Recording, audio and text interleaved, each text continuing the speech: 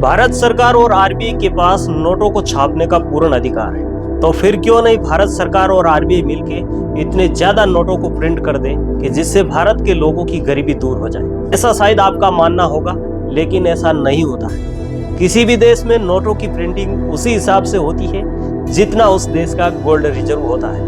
ऐसी कोशिश एक पहले जिम्बाब्वे नाम के देश ने की थी, जिनकी सरकार ने सोचा कि भारी मात्रा में नोटों की प्रिंटिंग करे और उनको गरीबों में बांट दे, जिससे अपने देश की गरीबी मिट जाएगी और अपने देश की इकोनॉमी मजबूत होगी। लेकिन ये कोशिश उनके लिए सही साबित नहीं हुई। उल्टे में उस देश की गरीबी इतनी ज्यादा बढ़ गई थी कि उन देश के लोगों को एक छोटी सी चीज खरीदने के लिए थैला भरकर पैसे ले जाने पड़ते थे, क्योंकि उस देश में हर चीज की डिमांड बढ़ गई थी। और डिमांड बढ़ने के पीछे वजह यह थी कि आम नागरिक के पास पैसा हो गया था। जब प्रत्येक के पास पैसा होगा तो हर कोई इंसान अपनी हर आवश्यकता की पूर्ति करने के लिए किसी भी चीज को खरीदेगा।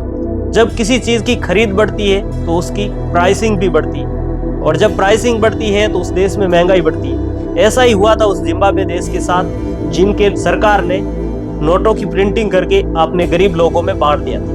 अगर आपका भी ये मानना है कि भारत सरकार ऐसा क्यों नहीं करती है कि भारी मात्रा में नोटों की प्रिंटिंग करके गरीब लोगों में बांट दे, तो ये बिल्कुल आपका सोचना गलत है, क्योंकि ऐसा हो भी नहीं सकता है। अगर किसी देश में गोल्ड रिजर्व से अधिक नोटों की प्रिंटिंग हो जाती है तो उस देश की महंगाई आसमान छू जाती है।